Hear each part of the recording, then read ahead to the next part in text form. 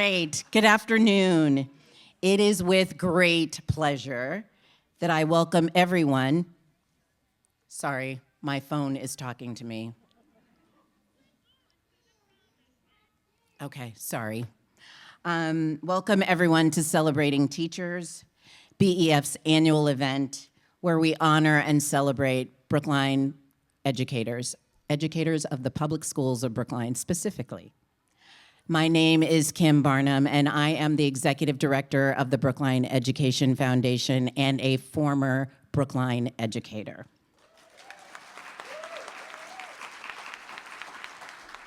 Thank you. Celebrating Teachers is one of the highlights, as I said before, for us of the year when we show the public appreciation and thanks for the important work that you as educators of the public schools of Brookline do every day in your classrooms. To all of our educators here today, and when I mean educators, I mean the person who works in a school building. If you work in a school building, you are an educator.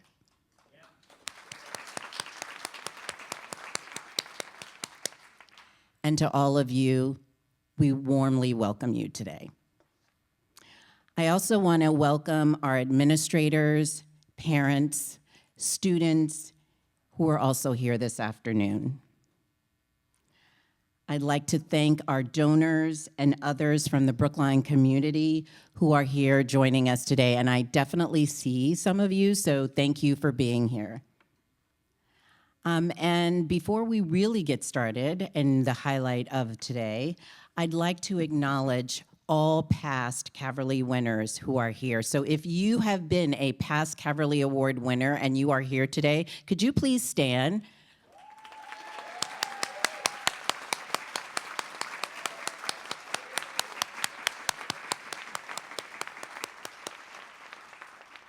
Thank you. We are glad you are here to join us today. I don't know if she's here yet, but I know Dr. Wong is on her way. Did I miss her? Did she come in yet? Nope, but she is coming. So we'll skip that and we'll welcome her when she does get here. And there are elected officials who are here with us. If you are here as an elected official, would you please stand so that we can thank you for your time, energy, and service in helping Brookline remain committed to education.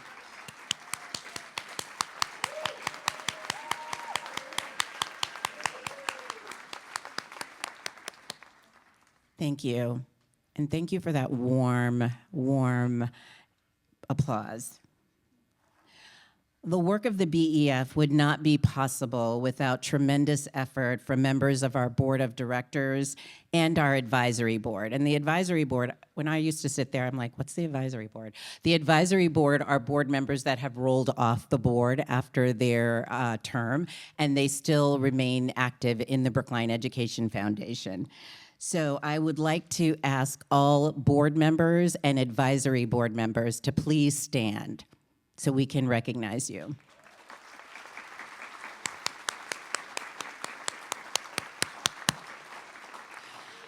I'm going to go a little bit off script because most people don't know this. I did not know this.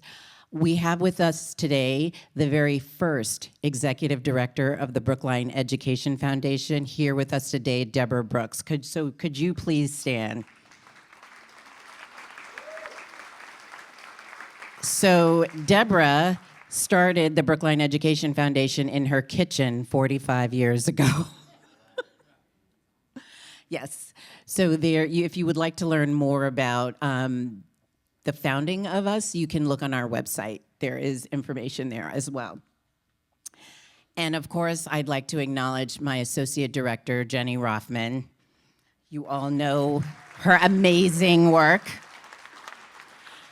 in arranging today's celebration and her work throughout the year. And I would like to also recognize our board president, Jen Rothstein. Jen will be completing her final year as board president at the end of June, And she's been a wonderful leader, friend, confidant, and supporter. So thank you, Jen and Jenny. All right. And those that have come in, there are definitely more seats like in the middle on this side. So if you want to come in closer, you can. Brookline educators possess far more than just a passion for teaching. They bring a profound dedication to every student they reach and a tireless curiosity about the world beyond the classroom. They are committed to inspiring and challenging learners, but what truly sets them apart is their collaborative heart. These professionals don't work in isolation. They actively seek partnership in one another, share insight with parents, and walk alongside their students as learners, co-creators of knowledge. They recognize that our schools thrive when we work together. As their fans know, they possess a lifelong love of learning, one that they nurture through deep connections with our entire community. The BEF's grant-making approach uplifts, supports, and facilitates the pursuit of these aspirations. All of our grants are teacher-driven, meaning that teachers as professionals know what they need and want. An example of that is the BEF Idea Lab grants, provide support for experimenting with creative and innovative ideas in the classroom with an emphasis on hands-on classroom-based experiential learning. Our educator grants, which were called teacher grants, but we realize that the word teacher does not truly define what happens in the schools. Educator grants provide opportunities for educators to deepen their knowledge in their field or explore new areas of growth and professional renewal. We also have collaborative grants, which promote cooperative efforts across disciplines, across grade levels, and across schools. Our final grant making is system-wide grants, which provide opportunities for innovative thinking around issues that impact the entire system. It is my pleasure to now introduce Gavin Andrews, Chair of the Metzger Fellowship Committee, Dion Graham, Chair of the Educators Grant Committee, and Lena Mattel, Chair of the Collaborative Grants Committee, who will introduce this year's grant recipients. So we'll start with Gavin, and then Dion, and then Lena.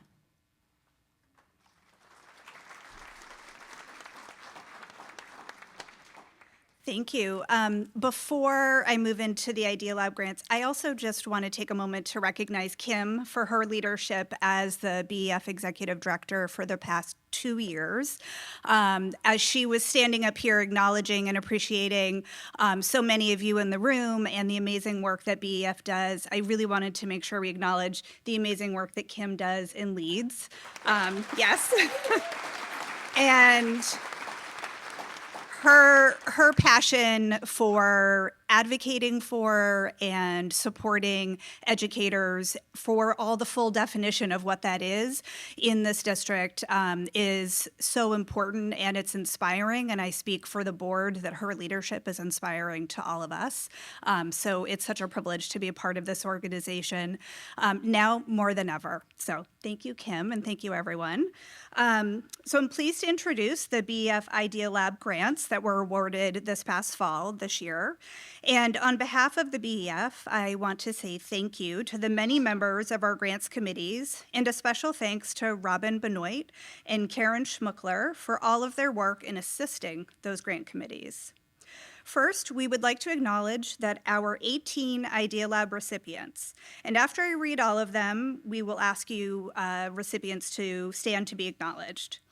Amanda Baranowski, Susan Lietman, Jesse Carson, Deborah Levine from Pierce School, Nikki Farrington from BEEP, Lauren Spallone from Driscoll, Victoria Kavanaugh from Ruffin Ridley, Elena Ortiz from Runkle, Basha Goldstein-Weiss and Honey Bennett from Lincoln School, Constance Fugate, Corey Clifford, Eileen Ford, and Kathleen Burry from Lincoln, Britt Stevens from BHS, Chima Ikone from Hayes, Ed Weiser from BHS, Emily Rubin, district-wide nurse, Hei Young Ko from Baker, Kemju Armstrong from Baker, Janet Kelly and Rob Primer from BHS, Kirsten Konefal from Driscoll, Matt Picard from Hayes, Olivia Rayault, Anne-Marie Mazzocchi from Driscoll, and Bridget Francesconi from Lawrence. And I sincerely apologize if I mispronounced your name, but congratulations to all of you. If you're here, please stand.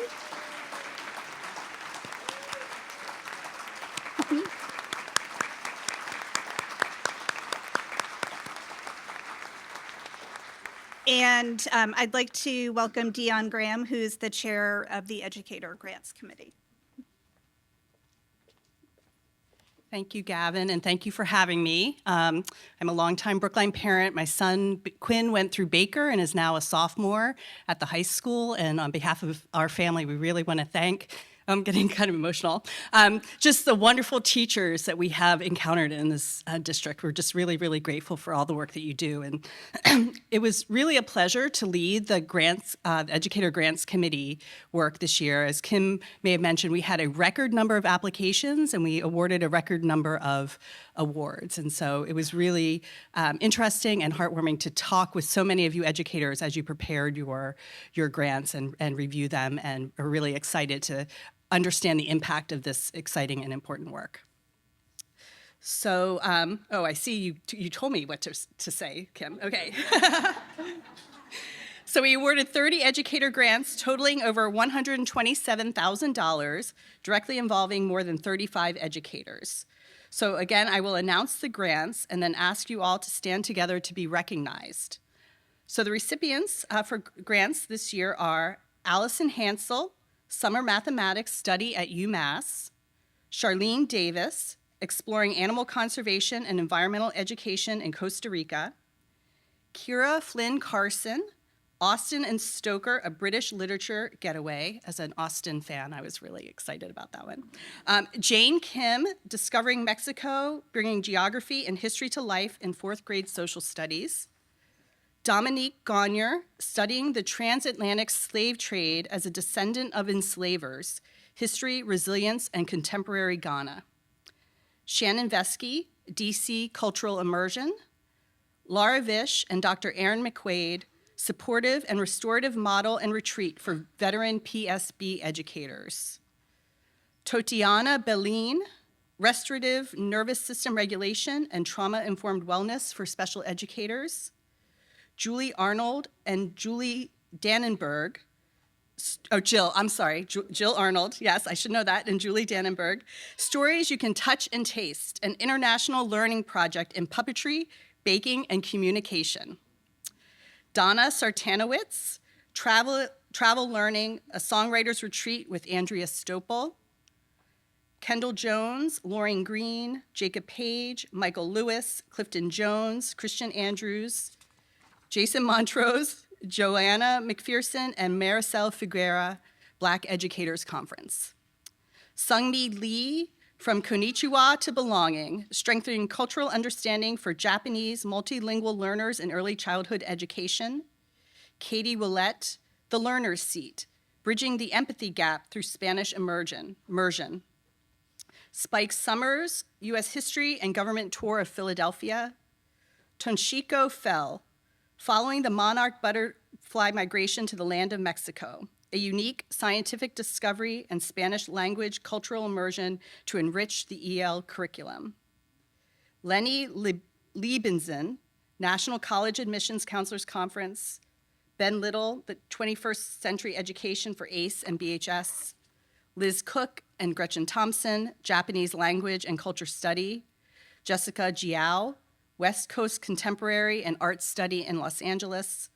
Maureen Doherty, Mary Ellen Thorne, Mary Rossini, and Rachel Cragen, Inspired by Finland, Inclusive and Holistic Practices in Education. Marie Marcus, Emily Adams, Susan Harvey, and Jillian Wallace, Pierce 4th grade Mesa Verde trip. Skylar Jelinas, Exploring Global History in Berlin. Julietta Roz, Connecting Ancient Discoveries with Modern Mathematical Excellence. Deborah Caruso, A Cultural Immersion Journey to Explore South Korea and the Concept of Cheong. Kathleen Bernier, New Orleans Travel, Engaging with Community and Resilience and Culture. Jessica Roth, Improving Student Social Stories and Social Emotional Learning. Jeffrey Pierre, Puerto Rico Travel, Exploring Culture and Identity. Pamela Penwarden, Professional Study Tour of the British Museum and the Ashmolean Museum. Heather Giblin, Conservation and Practice, Scuba Certification and Coral Reef Ecology. And Kenny Kozel, Afro-Brazilian Traditions, Drumming and Song from Rio de Janeiro and the northeast of Brazil. All right, so with that, would all our educator grant recipients please stand so that we may congratulate you.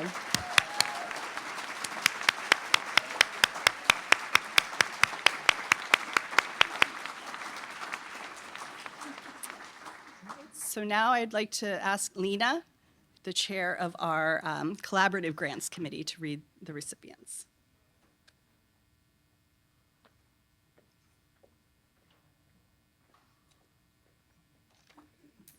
Hi, everyone. I want to just echo the comments of those who came before me, just in terms of my appreciation. I'm a parent of 2 boys at Runkle. I've had the privilege of chairing the Collaborative Grants Committee 2 years now, and I've been a BEF board member. This is my 3rd year. And I just have such appreciation for all of you, and I feel so privileged to be able to be here to be able to announce the collaborative grants that we were able to award. So this year we have also awarded 11 collaborative grants totaling over $125,000 and directly impacting more than 70 educators. Again, after I announce our grants, I will ask the recipients to be acknowledged together. Our collaborative grants are NCTE Presentation and Conference, Mysteries that Inspire Curiosity, From Crime and Punishment to Firekeeper's Daughter. Talmage Nardi. The second one, Breathe for Change for Rise, Kathleen Kane, Matt Schiff, and Jen Schultz. MassQ EdTech Conference, Katya Babitskaya. AOSA 2026 National Conference, Creativity and Connection Through the Orff Schulwerk Process, Ann Sheridan. 2027 American Occupational Therapy Association, AOTA, Inspire National Conference and Expo, Marianne Beely. Learning by Hand, an Interdisciplinary Art and Maker Retreat for Educator and Student Growth, Amelia Black. Investing in the Arts at Hayes, Broadway Teachers Workshop, Sarah O'Shea. AI as an instructional tool across the curriculum, lead applicant Brian Poon. National Mentoring Summit, CC Huggins. Strengthening literacy symptoms within an MTSS framework to maximize literacy achievement for PSB's PK through 5 students, Kristen Gray. And last but not least, BHS science teachers attend the 2027 National Science Teachers Association's Professional Development Conference, Brianna Brown. Would all leaders and participants in our collaborative grants please stand?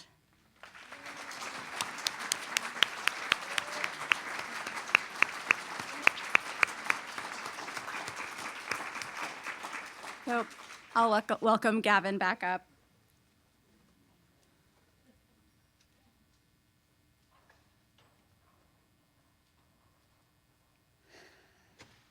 All right. So in addition to these grants that we've just shared a bit about, the BEF has also given 3 awards to teachers who received educator grants. So moving on, I'd like to present the Charlie Baker Legacy Award, which was created in 2008 by a generous donor to honor Mr. Baker for his extraordinary service in a time of need. This annual award provides additional funding to a BEF grant recipient for continuing education, travel, program development, or other similar pursuits in the area of U.S. history and/or world geography. The 2026 Charlie Baker Legacy Award is presented to Jill Arnold and Julie Dannenberg, Pierce School Speech and Language Pathologists. They will travel to Prague, Czech Republic this July to deepen their understanding of the region's storytelling traditions and connecting this cultural heritage to their elementary and middle school curricula through the lens of speech and language pathology. Jill and Julie, will you please stand to be recognized?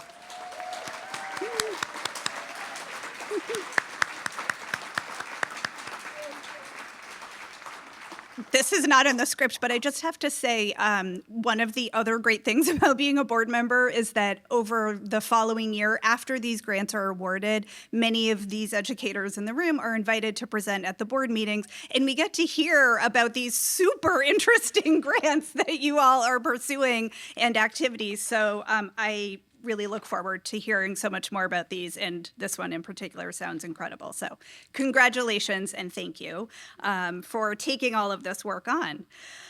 So transitioning now to the Margaret Metzger Fellowship Award. Every summer, the BEF funds 6 teachers who work together in a workshop format to write about their experiences in the classroom as Margaret Metzger Fellows. Margaret Metzger taught English here at Brookline High School for over 40 years before her passing in 2013. She influenced thousands of students and educators through her teaching, writing, and mentoring. These fellows continue Margaret Metzger's work, thinking about the classroom, writing about teaching, and furthering the art of educating young people. We are thrilled to announce the latest class of Metzger Fellows. John Ferguson, instrumental music teacher for K-8, Kathleen Cowherd, Pierce special education teacher, Emily Redburn from Hayes, grade 1 teacher, Rob Garrison, Pierce, kindergarten paraprofessional, Joanna McPherson, BHS adjustment counselor, and Donna Sartanowitz, K-12 curriculum coordinator of the visual arts. There will be a public celebration of the fellows in October. We'll share more information. If there are any fellows here today, please stand so we can applaud your, maybe you're not here. Yes!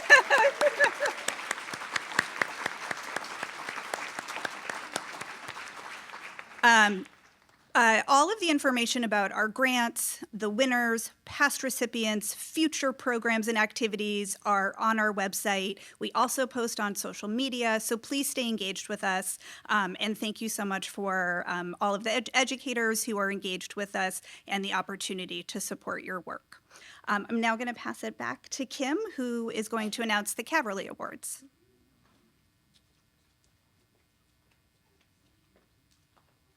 So thank you, Gavin, Dion, and Lena. So here we go. Now for the Caverlys. So I'm only going to do the intro.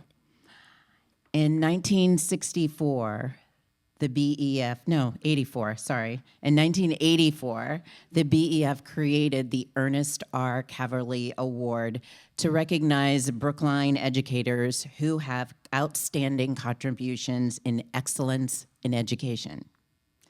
The award is named after Dr. Caverly, a distinguished public school leader, educator, and former Brookline superintendent. Each year, the BEF asks educators, you, in Brookline, to nominate your fellow colleagues for this award. The BEF convenes a special committee composed of board members and prior Caverly Award winners who consider the wonderful, descriptive, and inspiring letters submitted in support of each nominee by colleagues, parents, students, and former students. And I have to tell you, I don't get to vote or even be in the room. I just get to read, and that is just fills my bucket and makes me so proud of where I taught and the people I had the pleasure to know. So now I'm going to introduce Howard Shin, who is chair of the Caverly Award, and Dwight Mathis, who is also on the Caverly Award committee. Howard is going to introduce our first Caverly Award winner. Howard.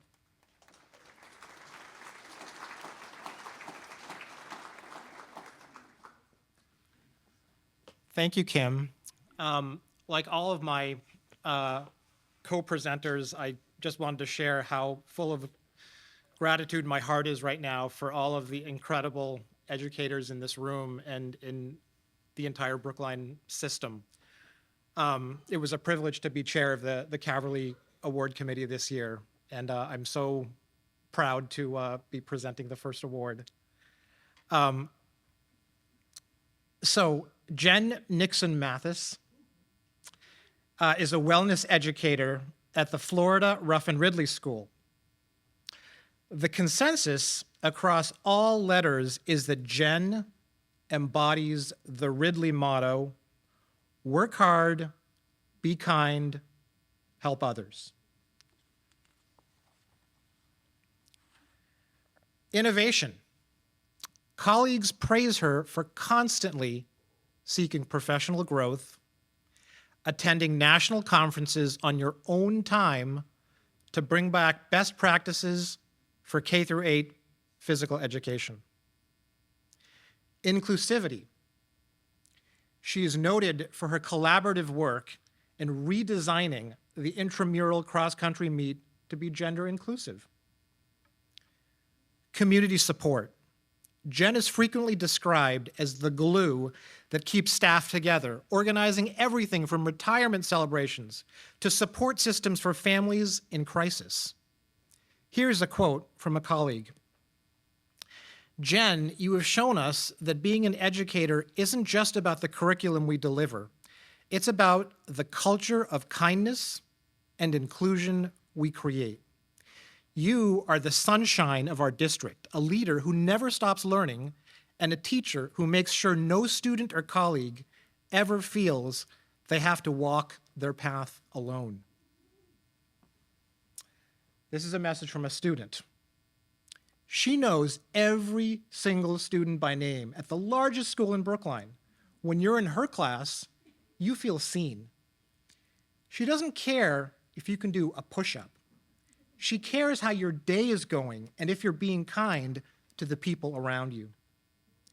It is with immense gratitude for your 30 years of service, your unwavering spirit, and your massive heart that we present you with the Caverly Award. Congratulations, Jen.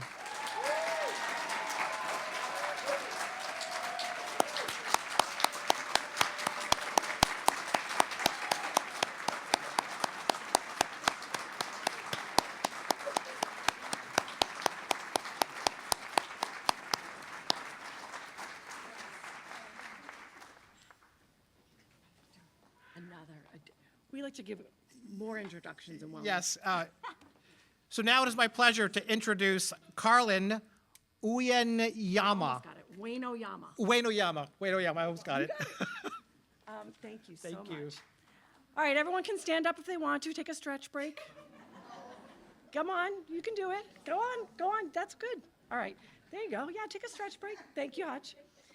Hi, everyone. My name is Carolyn Uenoyama, and I'm so excited to echo some of the sentiments that have already been said, but to also put my glasses on so I can read what I wrote, and introduce Jen and a little bit about our 3 decades together of collaboration and friendship.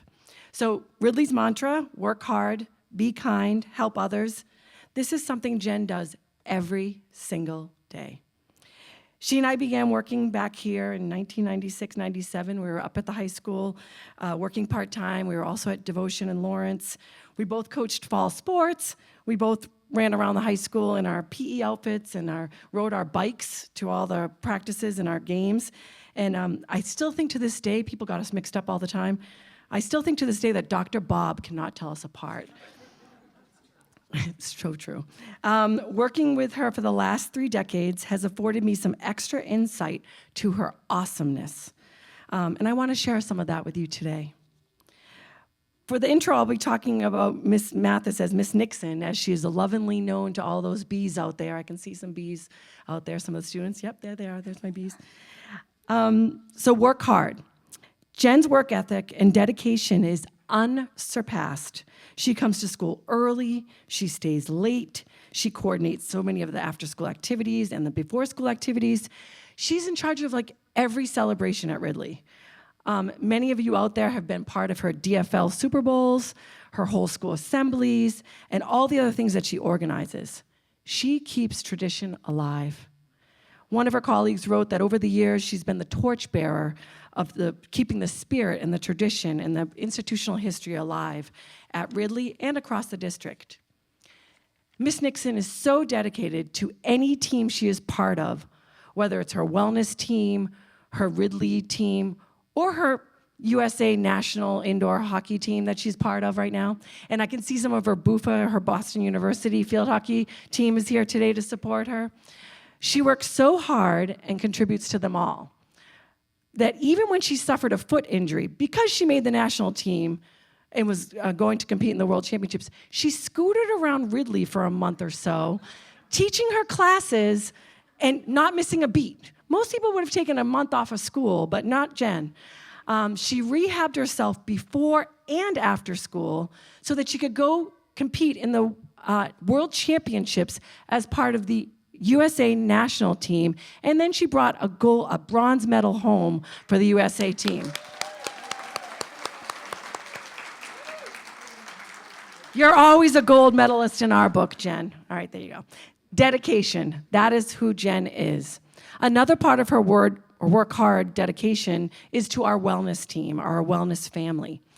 As some of her colleagues highlighted, her dedication was illuminated when she traveled to another national conference on her own dime to learn more practices to bring back to our whole group. Then she shared out all of her best practices that she learned with the entire wellness department so that they could then be shared with other students in Brookline. She affects and is inspiring for many teachers across the district. Her dedication is so big that she shows up at Lars Anderson at 6 a.m. to set up the cross-country course, or you can find her at 6 p.m. at Ridley after a basketball game or another event. Her work ethic is inspiring. When most people would just be resting on their years of experience to get them through, Jen goes beyond, and she keeps pushing herself, every year working harder and harder, to the point that today she had a class that went till 2:30, and I said, you have to get coverage for that last class. And she said, well, I can't. I need to be there for them. So that's the kind of dedication she has. Okay, so be kind. A Ridley model that could not ring more true than it does for Miss Nixon.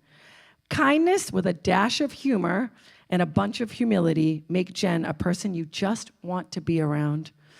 Students and staff all know they can go to Miss Nixon, that she is in their corner.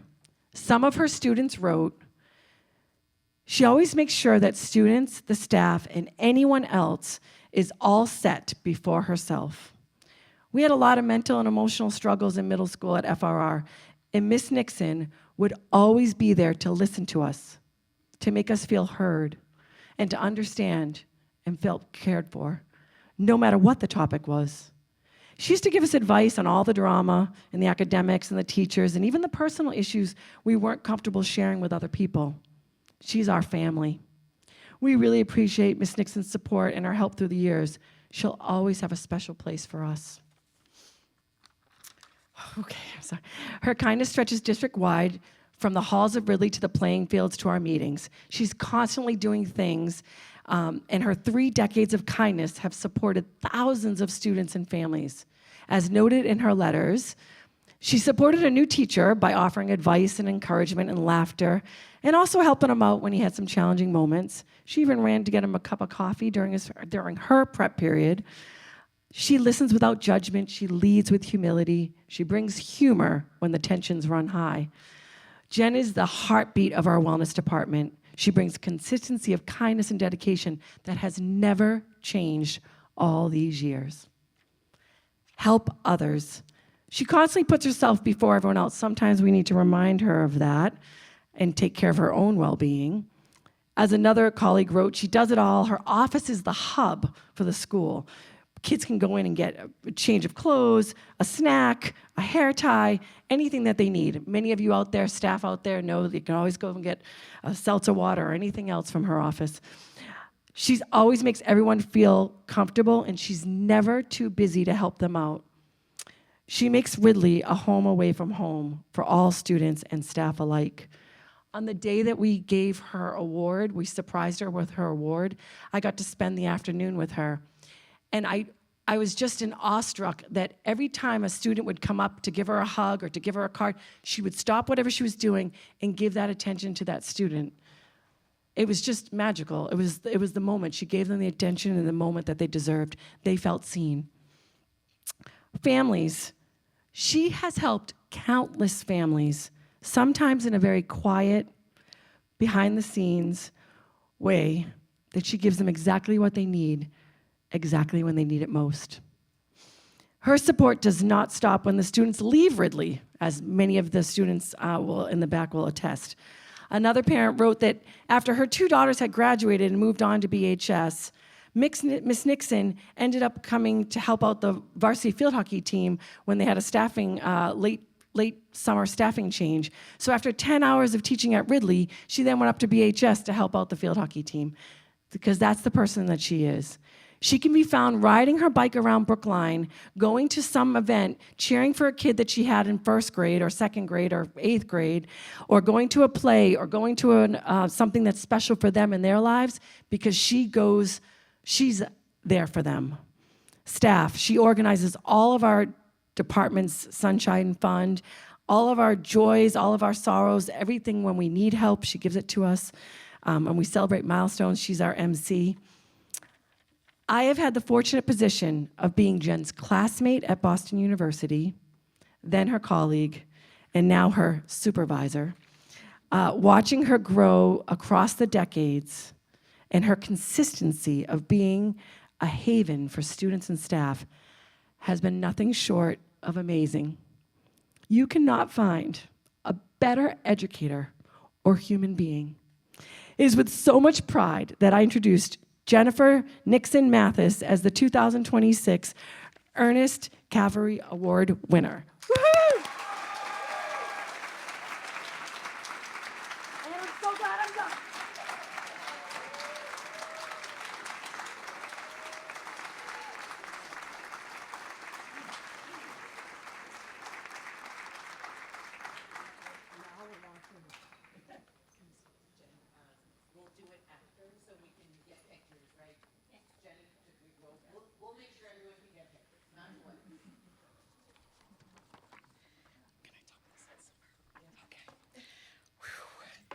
Thank you, Carolyn.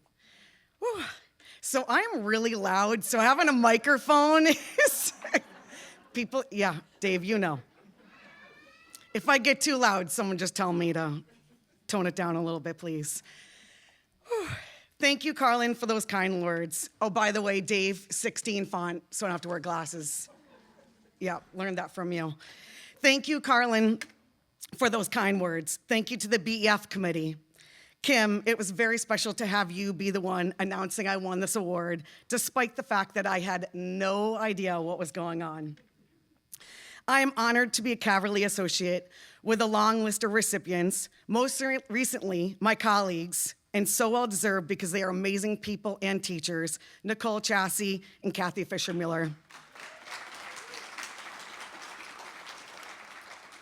Congratulations to Carolyn as well.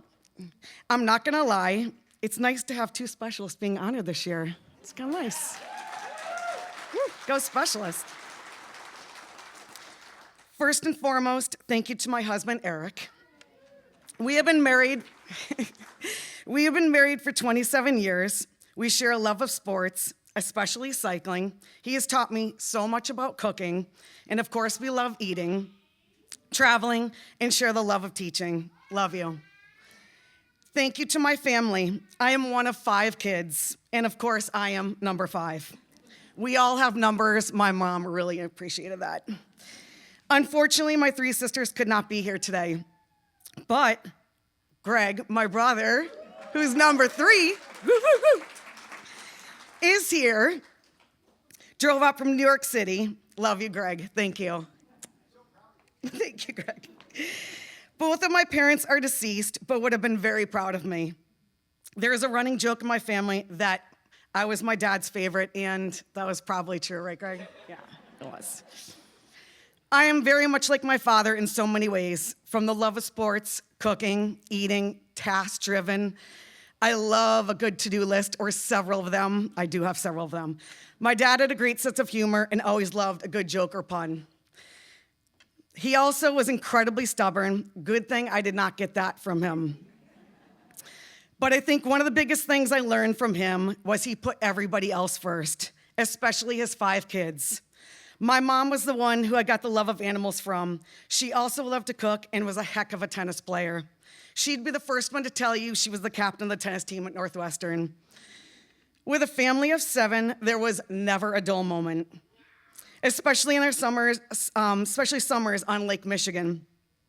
My family is extremely competitive, no shocker there. Growing up, everything was a battle, but in a good way, with lots of laughs.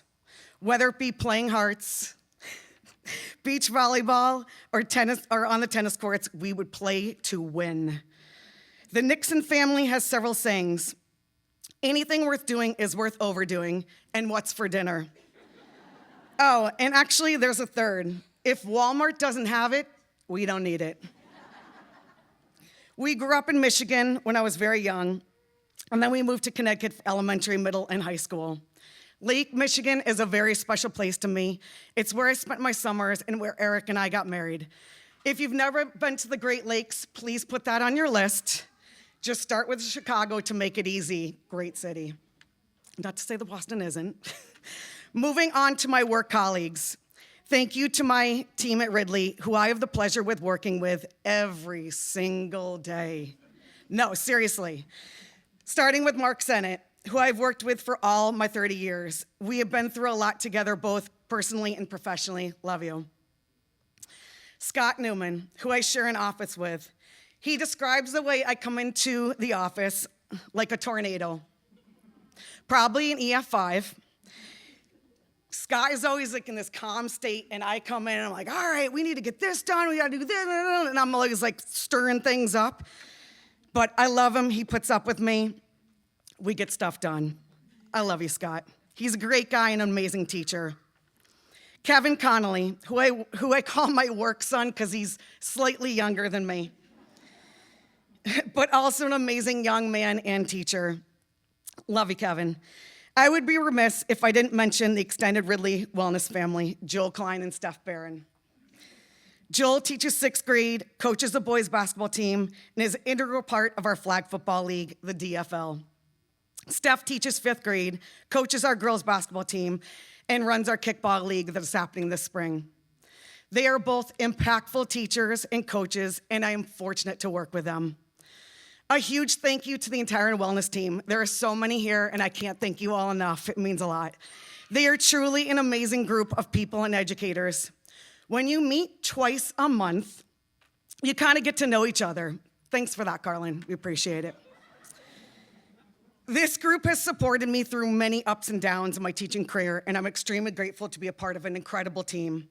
And finally, thank you to Carolyn, our K-12 wellness coordinator, who somehow has to manage 40 teachers in 9 different buildings with 2 different curriculums.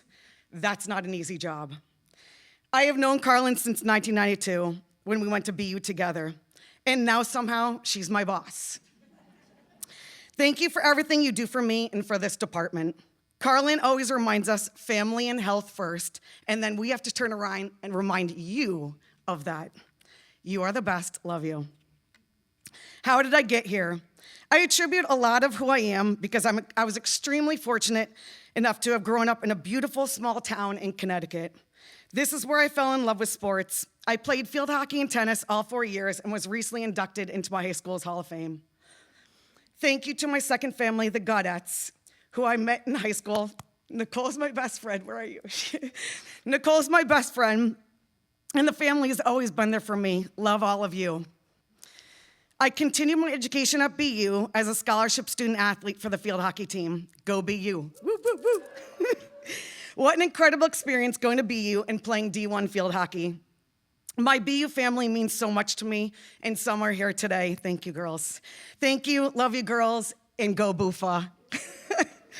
I thought I wanted to be a college coach until I started working with kids through the School of Education. My professor at the time, Dr. Eileen Sullivan, who helped me so much at BU, and I will forever be grateful, placed me at the devotion school working with Dave O'Hara and Carrie Shear, as well as here at BHS working with Alice and Tony, and that was an experience. I did my student teaching with them, and then Carrie went on maternity leave. I took her job. 30 years later, here I am. So yes, I have known Dave for 33 years. I see you out there. Dave, I mean this in the nicest way, but when I started, you were very much an old school gym teacher.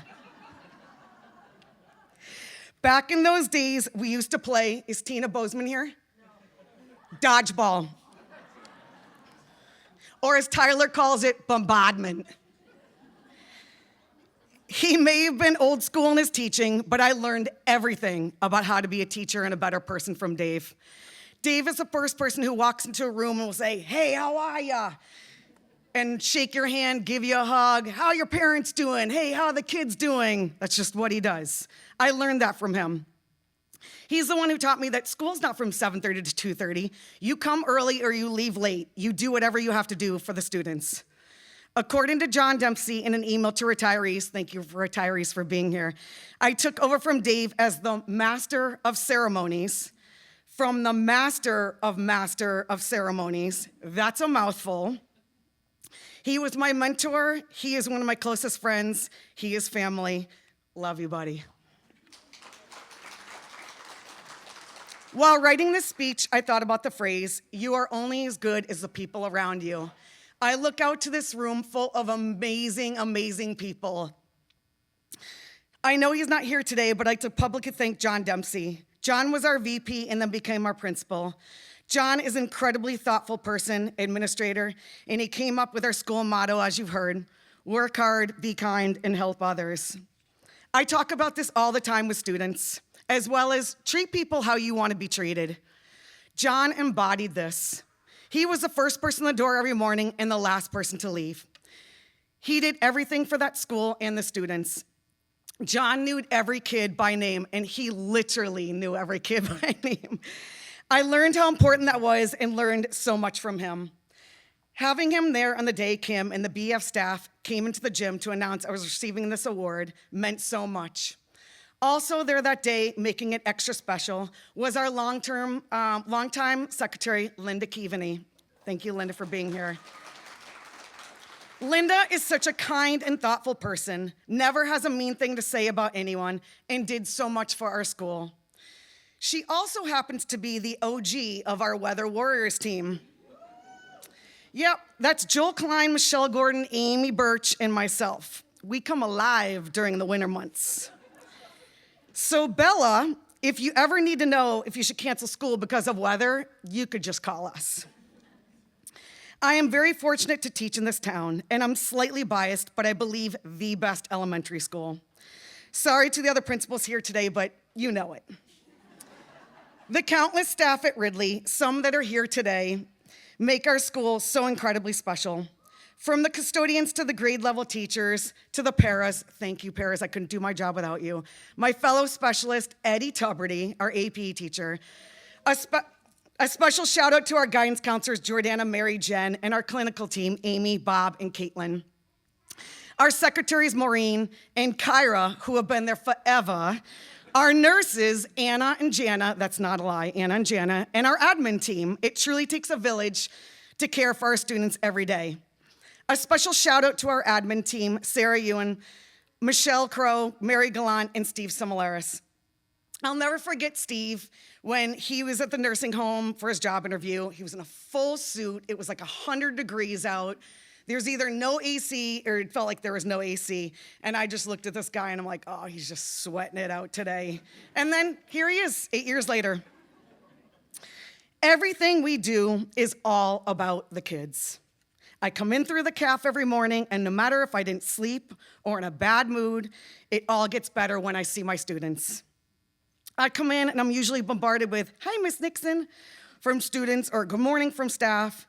I get my daily hugs from these second grade twinsies and a fist pump from Mike Forty, our senior custodian, and that's how I kick off my day. I put a smile on my face, treat kids with kindness and respect, because that's what they deserve. You never know what's happening in some of their lives or how their mornings are going, so we have to be the best versions of ourselves to bring out the best in them. Back in my earlier years of teaching, I was learning and developing as a teacher. From 2003 to 2010, I was balancing teaching while playing on the U.S. Indoor National Field Hockey team with that girl, Tina. It was a challenge, but when you're young, you can do things like that. Over the years, I developed my style of teaching, but I was also getting set in my ways and routines. Then Scott Newman came along. Fresh out of Springfield, young and full of new ideas. Scott brought cardio drumming to our program, which has quickly become the students' favorite, but my favorite unit. That's in 2 weeks, you're all invited. We have plenty of drums. Then our school broke up. For the renovation, Mark went to Upper Devo, and Scott and I went to the nursing home for 2 years. We thoroughly enjoyed being in office next to the music room, listening to Colin Stack teach hot cross buns on the recorder every single day. Yes. Thank you, Colin. The nursing home was quite a challenge, to say the least. We were on the 8th floor, teaching in a space the shape of a kidney with giant pole beams in the middle of the room, and at the end of the room was a space we called the dojo, because that's where they taught karate after school. Oh, and there was a chapel attached to it, because why not? Yes, 2 long years. But with the help of Tina Bozeman in the town, we turned it into a safe teaching space. Scott and I had to get really creative, but I also think this helped me become a better teacher. We even presented at Maypert on how to teach in unique spaces. When we moved back into the new building, we had fresh ideas, a full curriculum, and it was great to all be back together. On a side note, the nursing home is now the Iris Hotel. It's quite lovely. They gave us a tour last spring. I highly recommend it. In 2023, a team of wellness teachers went to the SHAPE National Convention on a BEF grant, and Carolyn convinced me to go because that's what she does. It was an incredible experience. To be surrounded by wellness educators from all over the country, I soaked up as much as I could over the 3 days. It was quite an experience. It made me a better teacher. I learned so much at the conference and was able to bring back a wealth of information to our wellness team. I also learned how fortunate we are here in Brookline after conversations with other teachers across the country. We have great teaching spaces, a budget that has allowed us to have age-appropriate equipment, and programs like the BEF that supports teachers. Oh, we also recruited Kevin while we were there, so that was a bonus. Lastly, I am so thankful for all the students and sometimes generations of families I have had the pleasure to teach. To watch them grow up is truly special, especially those who are there from K through 8. I love when alumni come back to say hello. It's usually during DFL or when I come up to the high school and see them in passing. There are many here today. It was so great. Or I get to watch them compete in various sports. Thank you to the countless parents of families I have taught. There are many that I will keep in contact with. From teaching PE to coaching, whether it be cross-country, DFL, track and field, the building coordinator, co-coordinator for middle school sports with Mike, I am always busy. But I do it for the students. Chad Hunt was in my very first class I had as a teacher, and now he's the head football coach. I am old. I cannot begin to say how much this means to me. The surprise announcement at Ridley, surrounded by students, faculty, parents, and BEF staff, and now the celebration today. Winning the Caverly Award, being nominated by peers, people in this room for excellence in teaching means everything to me. Thank you, everyone.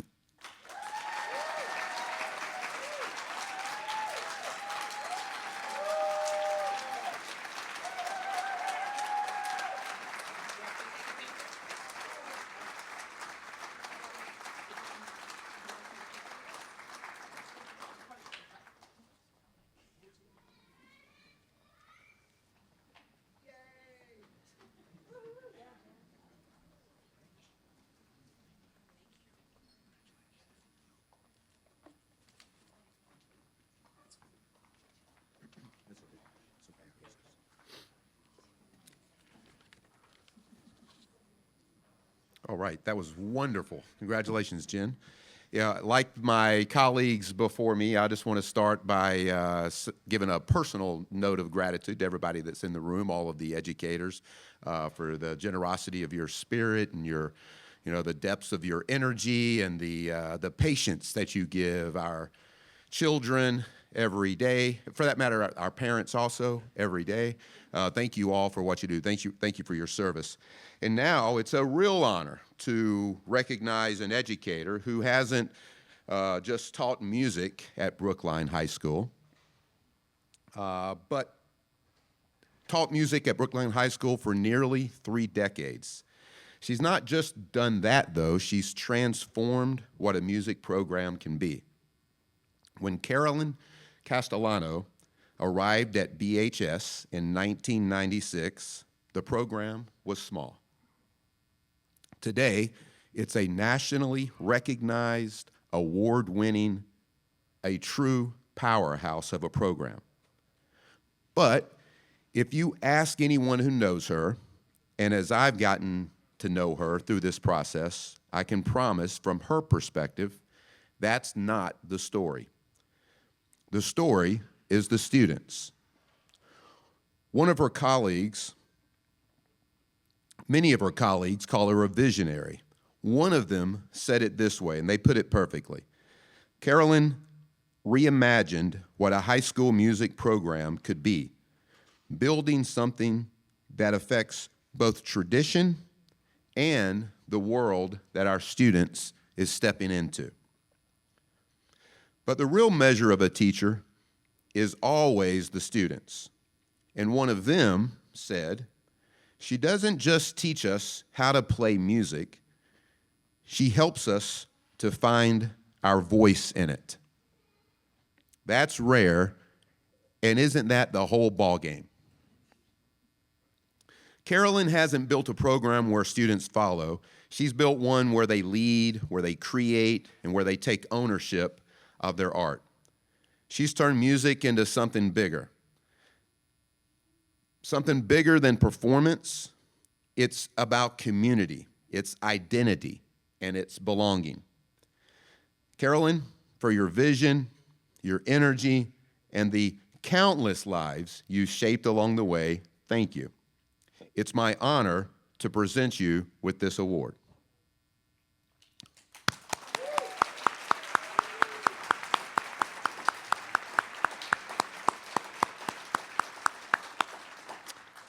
And now it's my pleasure to turn it over and introduce her colleague and her supervisor, a true champion of the arts himself, Kenny Kozel.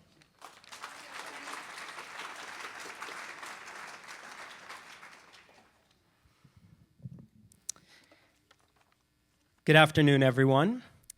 It's truly a privilege to introduce this year's BHS Caverly Award recipient, music teacher extraordinaire, Carolyn Castellano. I first learned about Carolyn nearly 20 years ago, shortly before I began teaching at Brookline High School. I was meeting with the legendary musician and educator Rand Blake, and when he heard I was going to be working at BHS, he gave me a very clear directive. When you get there, the first thing you need to do is meet Carolyn Castellano. She's amazing. I soon found my way to the BHS band room where Carolyn was exactly where you would expect her to be, completely immersed in student work, offering her trademark, highly specific feedback. She didn't have much time for me at that first meeting because students always come first for Carolyn. But over time, that introduction turned into a close professional partnership and a friendship that now spans nearly 2 decades. As I've reflected on that moment over the years, I've come to realize that Rand Blake's instinct about Carolyn wasn't just about her being a great teacher. It was about something deeper, vision. Rand Blake helped found an entirely new approach to music at New England Conservatory, bringing together jazz, classical, and global traditions in response to a changing musical world.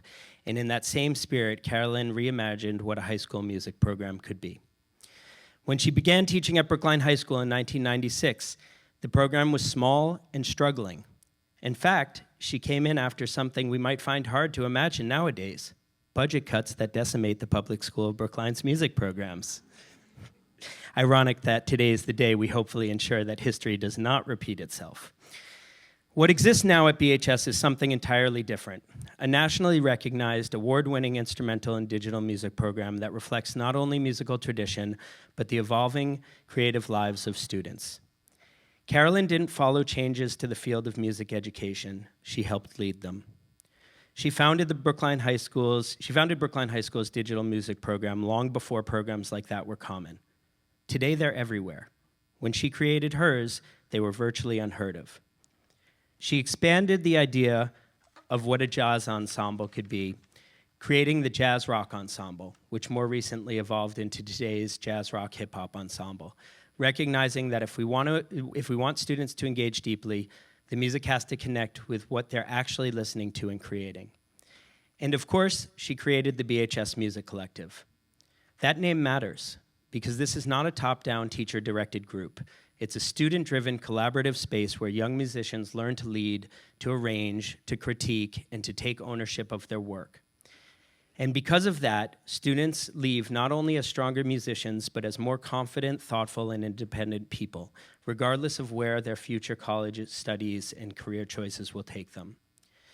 As I read through the nomination letters, that impact came through again and again. Students wrote things like, "I wouldn't be the musician I am today without her." Another shared, "She didn't just teach me music, she gave me a place to belong." And one wrote something I keep thinking about. "When I want to play well, I think about what Carolyn would say about what she's hearing." That's a remarkable kind of influence, when a teacher's voice becomes part of a student's inner voice long after they've left the classroom. None of this happens without high expectations. Let's be honest, Carolyn can be tough. She expects punctuality, preparation, and integrity. Students learn quickly that almost on time is not the same thing as being on time. One colleague who co-taught a class with her for many years even joked that working with Carolyn means finding yourself running down the hallway just to avoid being even a few seconds late. What came through most clearly is that students don't just accept those expectations. They embrace them because they know they are being taken seriously. They know she sees their potential, and she's not going to let them settle for less. As one colleague put it, she is direct and no nonsense, and at the same time, deeply compassionate. And then there's the sheer scale of her commitment. Carolyn teaches more students than anyone else in the building. She's always the first to arrive in the morning and regularly the last to leave. Whether she's directing the musical's pit band late into the night, running her famous open mics, or organizing major performances or trips, she's building the kinds of traditions that students carry with them for years and that define Brookline High School. One colleague described following her around for a morning, writing, "Essentially, if you want to hit your step count for the day, just try to keep up with Carolyn. She's constantly moving, constantly checking in, constantly making sure every student is seen and supported." And somehow, within all of that, she creates spaces that are full of joy and belonging, places where students feel challenged, connected, and proud of what they're building together. As I think of what makes all of this work, what makes Carolyn who she is as an educator, is something a bit deeper. At the start of the school year in the Performing Arts Department, we were doing a reflection exercise, thinking about who we are as teachers, learners, and people. And Carolyn said, very matter of fact, "I'm a pistachio." We all looked at her curiously, trying to figure out what she meant. And she said, "I'm tough on the outside, but if you take the time to get to know what's inside, I'm really sweet." Immediately, everyone in the room nodded, because that's exactly who she is. There's a level of self-awareness and authenticity in that statement that her students experience every single day. Carolyn Castellano is a visionary educator, a relentless advocate for her students, a builder of community, someone who has shaped the lives of countless young people in ways that will last far beyond high school, and yes, a bit of a pistachio. It's my honor to introduce the 2026 Caverly Award winner, Carolyn Castellano.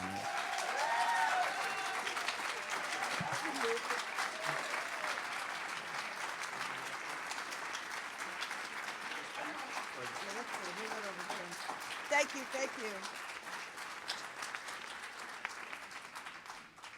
Thank you so much. Just give me 1 second. I have to set this up because you know, I'm a musician, so I have to have some music involved. So just give me 1 second. I just want to make sure this is working. You can stand up and stretch now, though. I'm sure you want to. Come on, let's go. Let's go. Let's do it.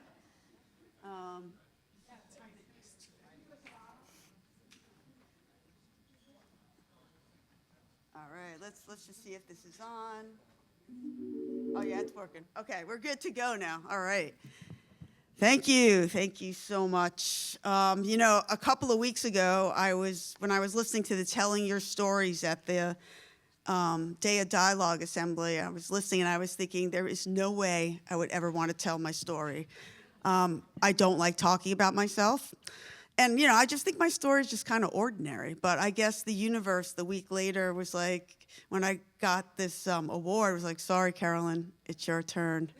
So I was like, I'm going to try. So here it goes. I'll be doing the majority of my thank yous at the end. But I would like to start by recognizing that I wouldn't be up here without the support of my family. My mom, Mary, who's here up from Florida. Thank you.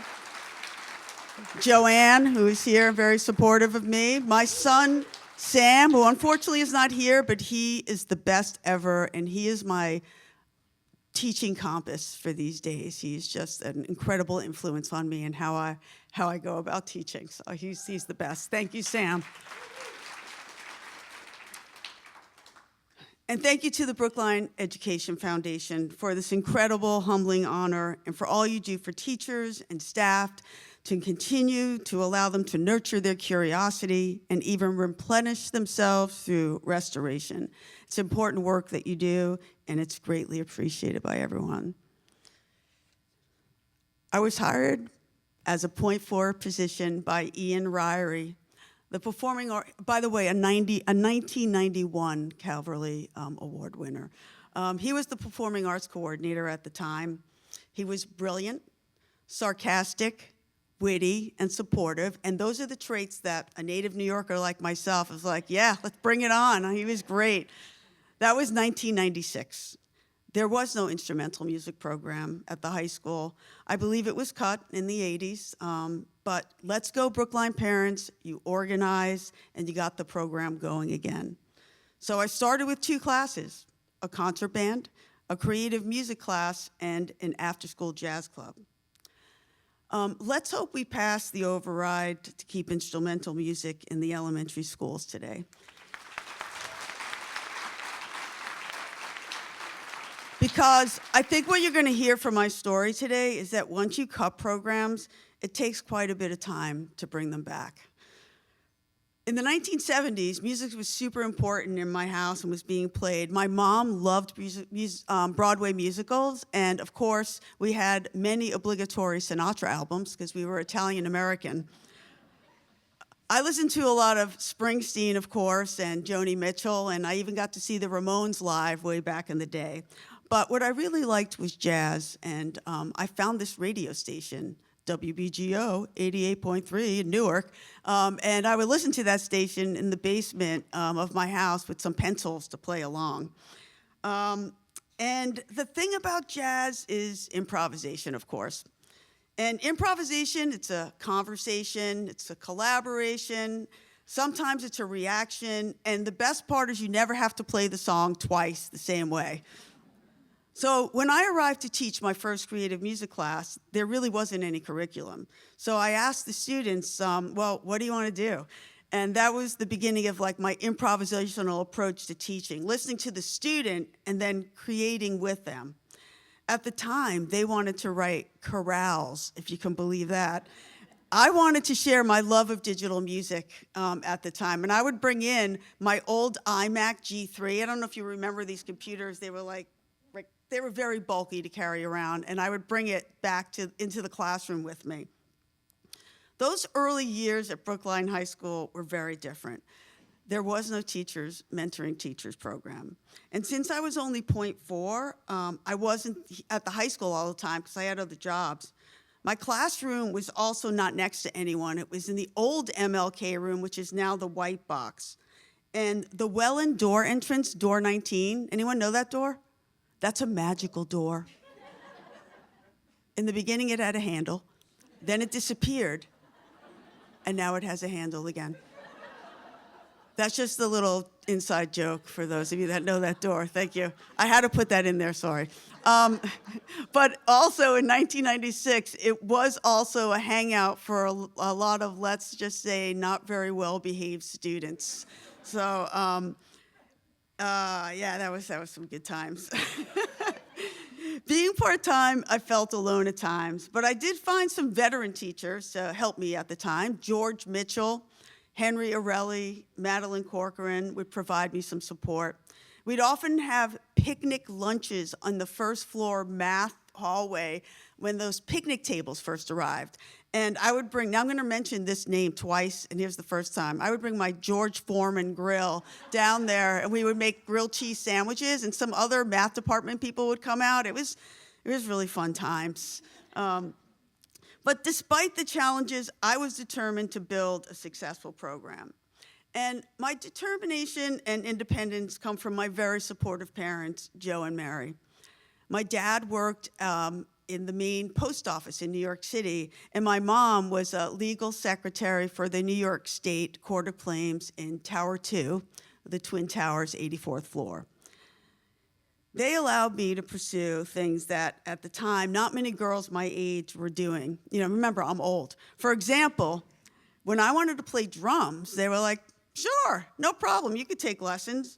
When I wanted to go to school as far away from New York City as possible, but still remain in the state in Plattsburgh to study environmental science and biology, they were like, sure, go ahead, no problem. When, of course, the most important thing they allowed me to do is remain a Mets fan all my life with that you gotta believe attitude, even though when you watch the games, it's more like, I just can't believe this, especially these days right now. My parents allowed me the independence to take opportunities and see where they would go. And that independence led me to be a lifeguard on Lake Champlain, run a recycling center, work in a mailing house, be a waitress, work on Wall Street as a rater and coder in an insurance company for I think a total of 4 days. I hated that job. Then I went off to the Berklee College of Music in the early 80s to study jazz performance. I then graduated, had gigs all over on drums, worked at Tower Records, and then I also worked in record distribution. I was very busy improvising with my life and work and wondering where my next adventure would be. I really didn't plan on going into education, but somehow I went back to school and got my teaching license. I taught a prince, one of King Hussein's sons. And here's the second time. I taught one of George Foreman's 5 George Foreman sons. And his name was Monk, actually. That was his nickname. And then I was lucky enough after all that to end up at Brookline High School. But you know, at that time I was already in my early 30s. Now, over time, my program grew, and I'd like to call this period my action figure phase. Now, I don't think of myself as an action figure, but my students did from 1996 to 2000, and they gave me the Carolyn Castellano Bandmaster action figure, complete with her keys, drumsticks, and baton. I still have it. So, I mean, it's old, so the thing fell off, but by 2001, a renovation happened, And from the combination of Ian championing my cause, the support of parents and the school committee and Headmaster Weintraub, I was able to add classes, a jazz rock ensemble, digital music production, my music collective class, which was then a jazz band and we were also able to advocate for the Z Block, which allows large ensembles and other classes to meet. Concert band at the time was 60 members, but now it runs between 75 to 80 members during Z Block. I also got a brand new band room. That was 2001. So Hal, can we have another new band room? So has anyone ever been to the band room? Well, okay, because if you haven't, you just go down this hall, then take a left, then down the ramp and to the right. And when you walk in, the first thing you'll see is a big old red shark. And that was a gift from the class of 2005, kind of a nod to the old SNL skit, Land Shark. So we call it Band Shark. Over time, it's become our mascot, and you'll see it on our T-shirts and on posters in the band room. Years ago, two students, Eli Husak, known professionally as Eli Paperboy Reed, he actually has a new single out today, and Eli Kessler, both professional musicians today, class of 2001, they convinced me we needed couches to be more comfortable in the band room.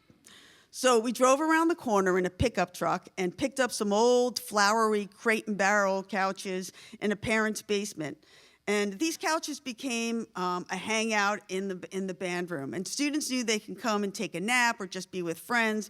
And quite often, there were always students in there, even when I'm teaching other classes, they would just come and relax. There's also a lot that happens in the band room that people don't always see. For example, there we have monthly ice cream for breakfast for concert band. Once a month, you can come by. We have ice cream Sundays. I also host monthly open mics. And then we have Elf Day. Elf Day actually started by accident one year after the music department's annual winter concert. I played the movie Elf just for fun, and the next year students wanted to play it again, and they brought candy. Then some students from my digital music production class brought in spaghetti and maple syrup. And then it finally evolved to this, now it's a full-day marathon, Elf from 8 a.m. through F Block, where we have tons of cookies, cake, bacon, and we have candy cane, candy corn, maple syrup. This year, I actually almost didn't do Elf Day. I thought it maybe had run its course, but then a couple of students that I wouldn't even expect to care that I would have Elf Day, they started asking me, so when's Elf Day? Are you doing it? Very sincerely, please do Elf Day, Carolyn, please. So I did it, and the next day they were so grateful. They sent me these lovely letters, and a couple of alum who go to college nearby, they actually came by so they could have their annual spaghetti and maple syrup. These little things we do to create spaces for students to feel seen and feel like they belong are the most important things we can do. I'm sure that we all do that in our own ways, sometimes without even realizing it, but those are the moments that matter most. But sometimes we forget about those moments when we are in the day-to-day of instruction, and a student might respond, "You think I understand that crap you're teaching?" That was a response once, and he did understand it after the rest of the class. He was having a rough day. It was awesome. When you're teaching the arts, you're not just teaching technical skills and concepts. You're teaching the students to understand how to translate their imagination into something tangible. This process sometimes forces them to embrace uncertainty. And for digital music production, that is creating a musical composition from notes, theory, and digital music tool concepts. And for the ensemble classes, such as concert band, that is committing to practicing. Playing a musical instrument enables a student to imagine what they want to sound like, then set their own goals to work towards that sound. But in the meantime, as they're working through the process, make it work with the skills they have and not be afraid to sound bad, kind of like making it till you can make it. I tell them often that, don't be afraid to be bad before you're good. You have to know that you're bad, but that it's important to take the risk and not be afraid of the risk of failure. So with failure in mind, I've been thinking a lot about teacher heaven. And now you're wondering what teacher heaven is. Well, you know, when you're teaching and everyone's engaged, trying their best, they mess up and they don't care, they ask questions. It's so great. You don't have to give grades. They don't want grades. It's just amazing. Well, I described that to one of my classes a couple of weeks ago, and they all looked at me and smirked. And they thought I saw teacher heaven on social media, and I'm like, no. I said, no, that's what I dream about. In fact, I was thinking of having some T-shirts made that say, I am a teacher, and I teach in a classroom called Teacher Heaven. So it's like, the other day, a student was turning in a late assignment, and they said, hey, Carolyn, it's Teacher Heaven. And I looked at her, and I'm like, no, Teacher Heaven is if you turned it in on time. But that's all good. So, Music Collective is definitely my teacher heaven. It's an advanced group of students that are deeply invested in music, and it's even been featured in Music Education Journal for highlighting the success and importance of the collaborative classroom. Of course, this ensemble teaches teamwork, getting everyone to buy in, and working together towards a common goal. It's accomplished by students arranging their own songs and then learning how to articulate their ideas using like the jazz pedagogy, but with a mix of rock and roll in there too. This ensemble has also given me the chance to grow as a musician and an educator. I've taken on more of a coaching role, stepping in when needed, but ultimately, I'm part of the group too. I think they really appreciate my no-nonsense, real approach, and we have really built a solid sense of trust and respect with one another. I also work as a travel guide with this group. Every other year, we travel, and I've been lucky since 2001 to be on 9 trips, from Memphis all the way to Iceland. On the trips, we play community service concerts and participate in workshops from local professionals and musicians. Plus, wherever we go, former students are always just a call away, ready to visit and offer help. It's such a rewarding feeling to know that the relationships we build go beyond the classroom. Last year in Amsterdam, Nikki Schwartz, class of 2005, bassist for the Royal Concertgebouw Orchestra, was happy to give us our own personal tour of the Royal Concertgebouw Hall. And then Ian Mitchell, class of 2018, came by and was talking about what it's like to go to school in the Netherlands with the students as well. As you know, teenagers never fail to provide some great memories on this trip. Last year, a bunch of students woke up and they had all these red welts all over their arms. And I was like, what the? So I guess, if you've been to Europe, they don't really like screens for some reason. And all these mosquitoes came in their room, and they kept getting eaten alive. Like every night they'd wake up and we were like buying bug sprays and everything to try to get rid of it. In fact, the first night I heard a lot of cooing and wings flapping, and I thought it was outside, but when I opened the windows up the next morning, I noticed that on my windowsill there was a bunch of bird poo. So they were actually in the room hanging out with me at night. It was great. So like, one student even lost his passport on the way home. Thank God we were at Logan, but we did have to be detained behind some really thick plexiglass until it was all sorted out. We had a really good laugh about it. So if you're going on an international trip, leaders, please make sure you have those photocopied hard copies of the passports, because they will help. Moments like these may be a bit chaotic, but they're the funny memories that will always stay with us and bring us closer to our students. I'd like to circle back to improvisation. Remember, in improvisation, you have to be present, you have to listen, react, and have a conversation in the moment. I hope my classes and my honest feedback help students become aware of where they are right now, learning to be in the moment, accept where they are, and improvise through life, even when it's most challenging, to keep moving forward and truly enjoy it. Thank you. But wait a second, guys. I got to give my thank yous. Here we go. You ready? Here we go.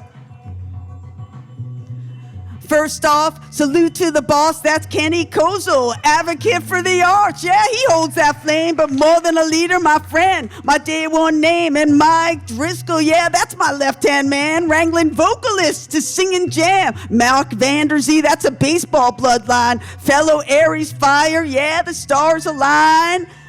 Nina Bishop, orchestra queen. She got 4 strings, she flyers up. Adagio Tenas, king. Christina Monaco, steady and strong. She got the shell up for me with just one arm. And Elena Mamonis, late nights, music rehearse. Those marathon sessions, yeah. Chaos in verse. And Maya Hernandez, oysters and steak. You small girl, but you got what it takes.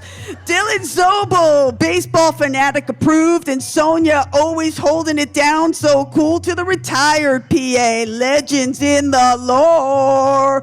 Built the stage we're standing on, opened every door. Mary Mastandria, real talk, you showed up strong. Helped me through the hard days when things felt long. Christian Polas, my partner through musical stacked. Yeah, we handled that. And my visual arts fam, Liz Brennan in the mix, Eric Latimer, elective teacher, politics, taking joys and struggles, creative life we choose, finding beauty in the chaos, the teacher blues, and my underground crew. Yeah, you know who you are. No need for names. We all just want to survive. Anthony, respect, and the admins and staff too, because it takes a whole village just to do what we do. Thank you very much.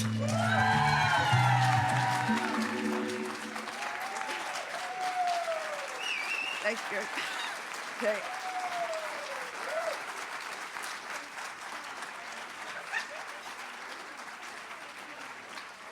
Thank you. Oh, okay.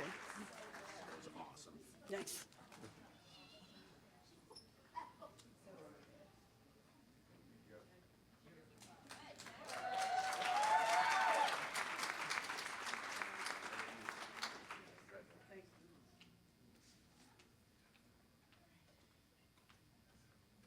Okay.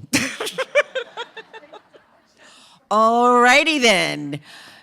Thank you all for coming. Carolyn and Jen, you did not disappoint.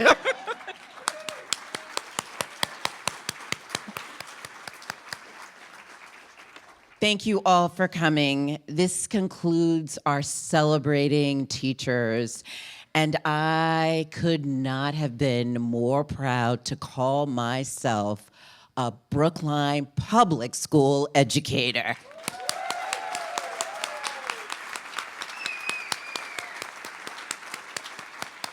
Please enjoy snacks in the back, and Carolyn and Jen will do this again next week at school committee meeting, the May 13th. It's a Wednesday night.